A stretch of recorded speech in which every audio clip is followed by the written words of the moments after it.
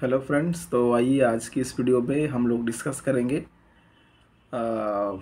जो romantic period में जो नॉवेल्स किस तरीके से स्टार्ट हुए हैं और कौन कौन से ऐसे नॉवेल्स हैं जो ज़्यादा इम्पोर्टेंट हुए रोमांटिक टाइम पीरियड में। एक्चुअली आपको ये चीज़ पहले से पता होगा कि रोमांटिक टाइम पीरियड जो शुरू हुआ वो 1798 से लेकर के 1837 के टाइम पीरियड तक चला। तो फर्स्ट ऑफ ऑल हम लोग बात करेंगे कि रोमांटिक एज की जो शुरुआत हुई तो वो तो लिरिकल बैलेट से हुई, जो 1798 में विलियम वर्ड्सवर्थ एंड कॉलरिज ने दोनों ने कोलैबोरेशन में इसको पब्लिश किया। हालांकि जो पब्लिश किया था वो पब्लिकेशन लिरिकल बैलेट की जो हुई थी वो एनोनिमसली हुई थी, उसमें किसी का नाम नहीं था, है ना। हाँ, वो ऐसे ही एनोनिमसली मतलब बिना नाम का पब्लिश हुआ था। एक तरह का कह सकते हैं एक्सपेरिमेंट था। वर्ड्सवर्थ कॉलरिज ने दोनों ने मिल करके एक तरह का एक्सपेरिमेंट किया था, जो उन्होंने कंट्री साइड में जा कर के और जो language of the common people को सेलेक्ट किया था अपने इस लिरिकल बैलेट में। एक्चुअली लिरिकल बैलेट जो है दो वर्ड से मिलकर बना, लिरिक और बैलेट। तो आपको ये पता होना चाहिए कि नाम जो लिरिक और बैलेट कैसे आया। तो सबसे पहले आप ये चीज़ जानिए कि जो विलियम वर्ड्सवर्थ थे वो लिरिक लिखा करते थे, यानी अपने सारे लिरिक्स को, और एस टी कॉलरिज ने अपने बैलेट्स को। एस टी कॉलरिज ने अपने कुछ बैलेट्स को और विलियम वर्ड्सवर्थ ने अपने लिरिक्स को इसमें क्या किया, इंक्लूड किया, जिसमें से आप देखते होंगे कि 19 लिरिक्स जो है वो विलियम वर्ड्सवर्थ का है और 4 जो है बैलेट्स वो एस टी कॉलरिज का है। और इसलिए उन लोग दोनों ने सोचा कि इसमें लिरिक्स भी है, इसमें बैलेट्स भी है, दोनों का कॉम्बिनेशन है, तो इसको कोई नया नाम ना दे करके इसी जो लिटरेरी जो फॉर्म है, जो लिटरेरी जो जेनरा है, उसी से इसको लिरिकल बैलेट्स नाम दे दिया, जो एनोनिमसली पब्लिश हुआ था। इसमें किसी का नेम नहीं लिखा हुआ था, है ना, 1798 के टाइम पीरियड में, जिसमें 19 मैंने बताया 19 जो लिरिक्स था वो विलियम वर्ड्सवर्थ का था और 4 जो था बैलेट्स वो बैलेट्स एस टी कॉलरिज के थे। जो फर्स्ट वाला जो इसमें पोएम था वो फर्स्ट वाला पोएम एस टी कॉलरिज का the rhyme of the ancient mariner. और सबसे लास्ट जो काफ़ी फेमस एक पोएम है टिंटन एबे, विलियम वर्ड्सवर्थ का, a few lines written on the Tintern Abbey. तो ये काफ़ी फेमस है।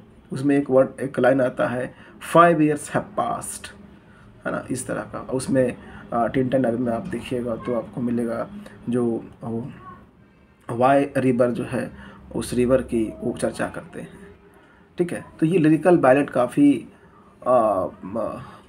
न्यूज़ में रहा उस टाइम पीरियड में, क्योंकि फर्स्टली ये जब 1798 के टाइम पीरियड में पब्लिश हुआ, फिर ये इसका सेकंड वॉल्यूम जो है, सेकंड फेज कह सकते हैं, सेकंड एडिशन कह सकते हैं, वो आपका आया 1800 में। और 1800 जब आया तो ये एक प्रीफेस के साथ आया।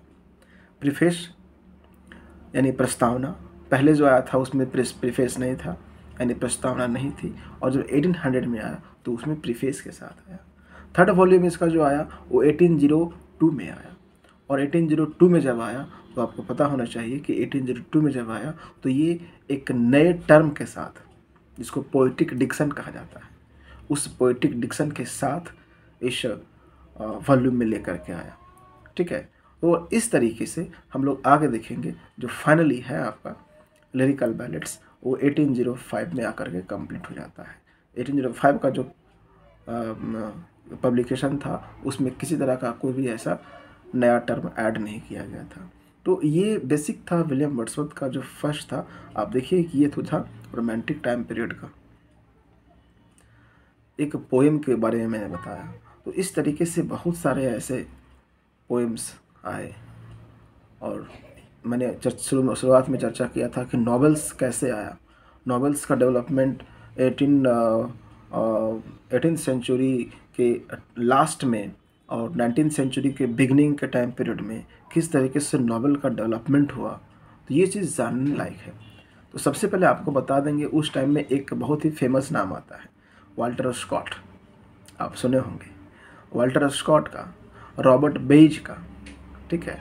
तो ये जो दो नाम थे, जी हाँ, मैंने आपको बताया वाल्टर स्कॉट। तो वाल्टर स्कॉट जो एक हिस्टोरिकल नॉवेल के लिए जाने जाते थे, और इनको फादर ऑफ हिस्टोरिकल नॉवेल भी कहा जाता था, क्योंकि इन्होंने जितने भी लगभग नॉवेल्स लिखे, वो सारे के सारे नॉवेल्स, इनका जो सेट होता था वो हिस्ट्री के किसी ना किसी कोई इंसिडेंट पे, कोई इवेंट पे, या किसी कोई स्टोरी पे बेस्ड होता था, इसलिए इनको हिस्टोरिकल नॉवेल का फादर कहा जाता है। तो इनके बहुत सारे नॉवेल्स आए, वेबरली आया और अदर बहुत सारे आया, है ना। नेक्स्ट हम बात करते हैं जो एक फीमेल या लेडी नॉवेलिस्ट कह सकते हैं, जेन ऑस्टन की।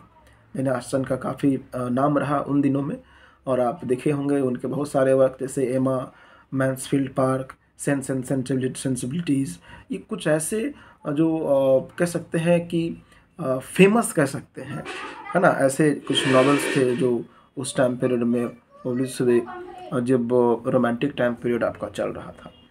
तो ये मैंने आज थोड़ा सा इंट्रोडक्शन आपको दिया है इन वर्क्स के बारे में। आपको और डिटेल में जानकारी देंगे।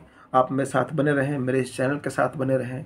अगर चैनल को आप सब्सक्राइब नहीं किए हैं तो चैनल को सब्सक्राइब करें, और इसी तरह का और डिटेल में कुछ कंटेंट मैं आपको दूंगा, वो कंटेंट आपको मिलता रहेगा। आज के लिए धन्यवाद।